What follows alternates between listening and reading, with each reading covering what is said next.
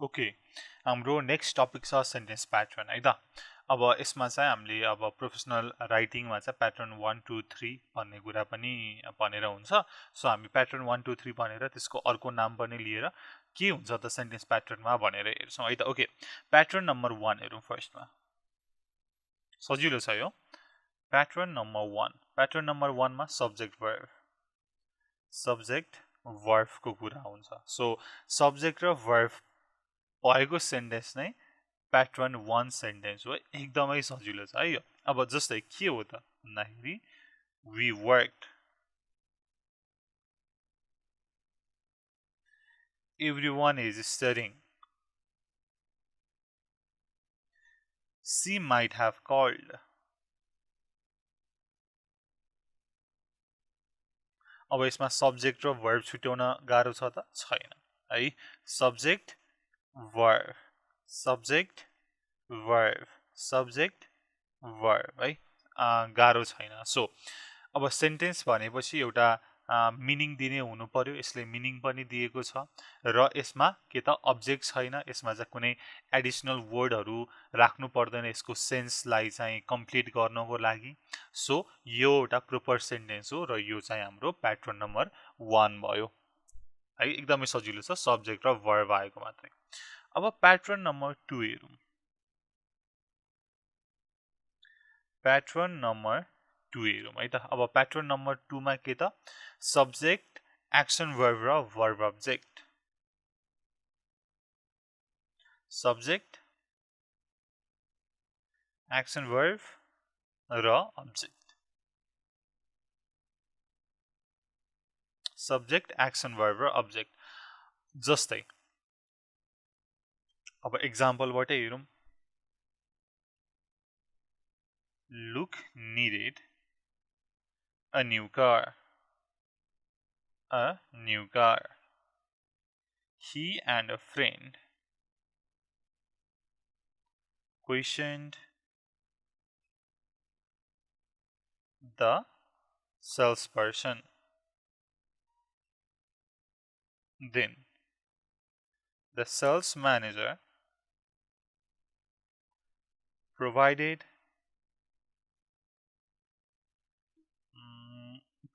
good answers. Good answers भनौँ न है त। सो जब सेन्टेन्समा अब्जेक्ट हुन्छ तब अब त्यसको प्याटर्न भनेको चाहिँ सब्जेक्ट, एक्सन वर्ब र अब्जेक्ट हुन्छ। र अब के त अब्जेक्टमा पनि डाइरेक्ट अब्जेक्ट र इन्डाइरेक्ट अब्जेक्ट भन्ने हुन्छ है। सो डाइरेक्ट अब्जेक्ट भनेको नाउन र प्रनाउनलाई एन्सर दिने हुन्छ वाट र हुममा है। तर इन्डाइरेक्ट अब्जेक्टमा चाहिँ टु हुम, टु वाट, फर हुम भनेर हुन्छ। इन्डाइरेक्टली त्यो अब्जेक्ट एट्याच भएको हुन्छ। यो चाहिँ सब्जेक्ट सबै डाइरेक्ट अब्जेक्टको एक्जाम्पल भयो। अब यसमा सब्जेक्ट र एक्सन वर्ब र अब्जेक्ट जुन हाम्रो प्याटर्न नम्बर 2 छ त्यसलाई एकचोटि फिगर आउट गरौँ। सब्जेक्ट एउटा अन्डरलाइन, दुईटा अन्डरलाइन भनेको चाहिँ के त एक्सन वर्ब र this one is our object. He and a friend, subject, questioned, action verb, the salesperson is the object है। यो चाहिँ डाइरेक्ट अब्जेक्टको भयो। The sales manager provided good answers है। यो चाहिँ के भयो, सबै डाइरेक्ट अब्जेक्टको कुरा छ। अब हामी एकचोटि इन्डाइरेक्ट अब्जेक्टको हेरौँ है त। इन्डाइरेक्ट अब्जेक्टको केही एक्जाम्पल हेरौँ। कस्तो हुन्छ त इन्डाइरेक्ट अब्जेक्ट आएको सेन्टेन्सहरू कसरी बुझ्ने त भन्दाखेरि The manager handed him the keys. Him the keys भनेर भयो। सो यहाँनिर हेरौँ है त। सो कसले ह्यान्ड गरेको, गर्ने मान्छेको म्यानेजर सब्जेक्ट भयो। उसले के काम गरेको त त्यो कीलाई ह्यान्ड गर्ने, यो के भयो त वर्ब भयो। र उसले के चाहिँ दिएको हो त जुन यो ह्यान्ड जुन वर्ब छ त्यसको डाइरेक्ट इम्प्याक्ट केमा परेको छ त कीमा परेको छ। यो चाहिँ डाइरेक्ट अब्जेक्ट भयो। र कसलाई दियो त भन्दाखेरि इन्डाइरेक्ट अब्जेक्ट भयो। सो फर हुम, टु वाट, फर हुम, फर वाट भन्ने चाहिँ इन्डाइरेक्ट अब्जेक्टले देखाउँछ। अर्को एउटा एक्जाम्पल, द टेक्निसियन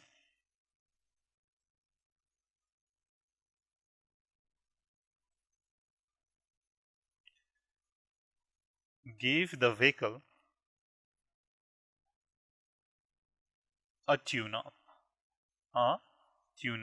भनेर छ। सो कसले गरेको हो काम? टेक्निसियनले, सब्जेक्ट। उसले के गरेको हो त? गेभ, उसले दिएको। उसले के दिएको हो त? ट्युनअप दिएको हो। सो यो भनेको डाइरेक्ट अब्जेक्ट भयो। कसलाई दिएको हो त? हैन, फर हुम, फर वाट भन्दाखेरि, टु हुम भन्दाखेरि द भेहिकल, यो चाहिँ इन्डाइरेक्ट अब्जेक्ट भयो है। दुवै के भयो त? हाम्रो प्याटर्न नम्बर 2 सब्जेक्ट, वर्ब र के त? अब्जेक्टको भयो। अब अब्जेक्टमा डाइरेक्ट अब्जेक्ट, इन्डाइरेक्ट अब्जेक्ट जुन पनि आउन सक्ने भयो है त। अब हामी जाउँ प्याटर्न नम्बर 3 मा। सो प्याटर्न नम्बर 3 हेरौँ। प्याटर्न नम्बर 3 ले के भन्छ त भन्दाखेरि, subject, linking verb, linking verb भनेको एक्जिलरी वर्ब, हेल्पिङ वर्ब र कम्प्लिमेन्ट। र यो कम्प्लिमेन्ट भनेको के हो त भन्दाखेरि, noun, pronoun or adverb that describe the noun है त। सो कम्प्लिमेन्ट भनेको के हो म भन्छु।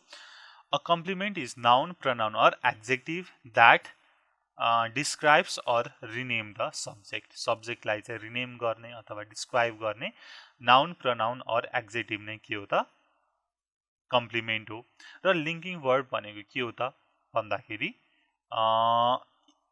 Are, am, is, are, was, were, be, being, been. र अरू लिङ्किङ वर्ब भनेको के हुन्छ त? Feels, appears, taste, sounds, seems, look.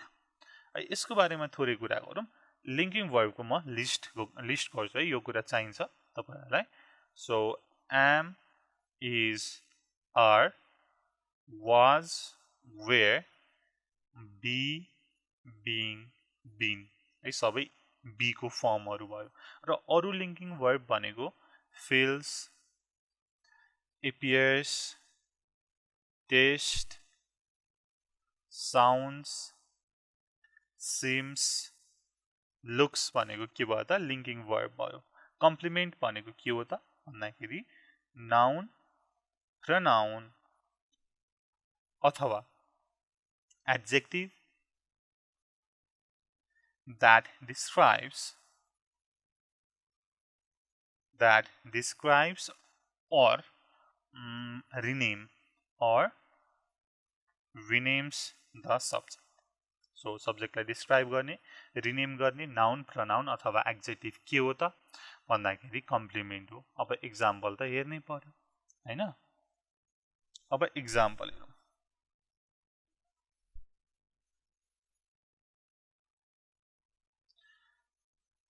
अब कुनै एक्जाम्पल हेरौँ न केही।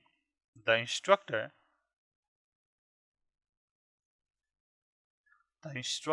वाज राम थापा। राम थापा।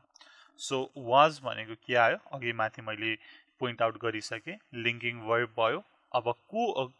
अब यहाँनिर डाइरेक्ट हैन, सब्जेक्ट के हो त भन्दाखेरि the instructor is the subject. तर अब the instructor was Ram Thapa. Ram Thapa भने इन्स्ट्रक्टर हो, इन्स्ट्रक्टर भनेको राम थापा हो। राम थापाले कसलाई चाहिँ डिस्क्राइब गर्यो, कसलाई रिनेम गर्यो भन्दाखेरि इन्स्ट्रक्टरलाई, सब्जेक्टलाई के गर्यो त? रिनेम गर्यो नि त। हो, यो के भयो त? कम्प्लिमेन्ट भयो। अब सेकेन्ड हेरौँ। My job is challenging. My job is challenging. So मेरो जब, माई जब सब्जेक्ट भयो। त्यसपछि इज लिङ्किङ वर्ब। मेरो जब कस्तो छ त? मेरो जबलाई अझै थप डिस्क्राइब गर्यो। मेरो जब कस्तो छ त भन्दाखेरि च्यालेन्जिङ छ है। यो चाहिँ के भयो त? एडजेक्टिभ कम्प्लिमेन्ट भयो। So challenging is the complement. अर्को एउटा example. These websites are useful. So these websites are useful. अब these websites subject, are linking verb, useful मेरो ती वेबसाइटहरु कस्ता छन् त भन्दाखेरि युजफुल छन्। युजफुल भनेको के हो? एडजेक्टिभ हो। यो के भयो त? एडजेक्टिभ कम्प्लिमेन्ट भयो। यो प्याटर्न नम्बर 3 मा पर्यो, सब्जेक्ट, लिङ्किङ वर्ब र कम्प्लिमेन्टमा। अब प्रोनाउन पनि हेरौँ न। Our customers are friends, your supervisor is she, है। Your supervisor is she. Supervisor को हो त? सी हो। सी भनेको को हो त? सुपरभाइजर हो। भनेको यो चाहिँ प्रोनाउन कम्प्लिमेन्ट भयो। सी भनेको कम्प्लिमेन्ट, इज भनेको लिङ्किङ वर्ब, योर सुपरभाइजर भनेको सब्जेक्ट, सब्जेक्ट, लिङ्किङ वर्ब र कम्प्लिमेन्ट भयो। है, सजिलो छ? ल, ठीक छ है। यो हाम्रो प्याटर्न नम्बर 3 भयो। अब प्याटर्न नम्बर 4 हेरौँ। Pattern number 4। प्याटर्न नम्बर 4 भनेको inverted order. Inverted order. So pattern number 4 भनेको इन्भर्टेड, है। अब इन्भर्टेड भनेको के हो त भन्दाखेरि जब वर्ब सब्जेक्ट भन्दा अगाडि आउँछ। हाम्रो युजुअली के त? सब्जेक्ट, वर्ब, अब्जेक्ट हो। तर यदि वर्ब आयो, त्यसपछि सब्जेक्ट आयो भनेपछि यो चाहिँ इन्भर्टेड अर्डर भयो। जस्तै एक्जाम्पल हेरौँ।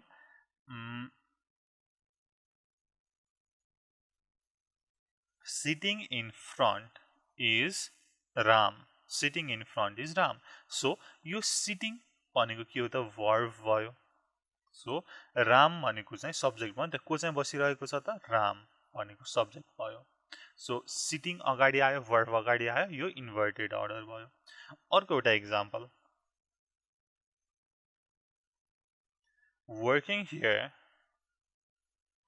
was the marketing team. Marketing team, यहाँ काम गर्ने को थिए त? मार्केटिङ टिमका थिए। So working is the verb that comes before the subject, the marketing team. के भयो त? सब्जेक्ट भयो। है, यसरी हामीले बुझ्नु पर्यो यो कुरालाई, है। सजिलो छ। अब अर्को भनेको है, जस्तै क्वेसनमा पनि वर्ब अगाडि आउँछ। सो कि त यसलाई पनि हामीले इन्भर्टेड अर्डरमा राख्न मिल्छौँ। जस्तै what is his business email address, where should the invoice be sent भन्ने कुरा। र अर्को भनेको हियर र देयरबाट सुरु भएको। हियर र देयरबाट सुरु भएको पनि इन्भर्टेड के त? इन्भर्टेड अर्डरमै हो। जस्तै here are the applicants, here are the applicants. त्यस्तै गरी there was 3 steps. There was 3 steps in the plan भनौँ न। in the plan, हैन? अब हेरौँ है त। So are verb, the applicant subject, was verb, there was 3 steps, यो के भयो? सब्जेक्ट भयो। जस हियर र देयर अगाडि आएपछि इन्भर्टेड अर्डरमा हुने भयो भन्ने कुरा थाहा पाउनु पर्यो। अब एकचोटि हामी रिपिट गरौँ है त। टाइप 1, टाइप 2, टाइप 3, टाइप 4 लेखेर के हो त भन्ने कुरा हेरौँ हुन्छ sir. Okay, pattern number 1 type 1 मा के हुन्छ त? सब्जेक्ट र वर्ब मात्रै हुन्छ। सब्जेक्ट र वर्ब मात्रै। I eat, she go, that's it. Pattern number 2 मा के त? सब्जेक्ट, एक्सन वर्ब र अब्जेक्ट हुन्छ। के हो त example? I go to temple, Ram needed a new car, यो कुरा भयो। अब प्याटर्न नम्बर 3 मा के हुन्छ? सब्जेक्ट, लिङ्किङ वर्ब र कम्प्लिमेन्ट। लिङ्किङ वर्ब भनेको feels, appears, tastes, sounds, seems, look, is, was, were, being, been। यो लिङ्किङ वर्ब भयो। कम्प्लिमेन्ट भनेको noun or pronoun or adjective that names or describe the subject। जस्तै our customers were friends, my job is challenging, अघि कुरा गर्यौं। Pattern number 4 भनेको inverted. Inverted order. Inverted अर्डरमा के हुन्छ त? पहिला वर्ब आउँछ, त्यसपछि मात्रै सब्जेक्ट आउँछ भन्ने कुरा गर्यौं है। यति गरेपछि कुरा सकिन्छ यसको।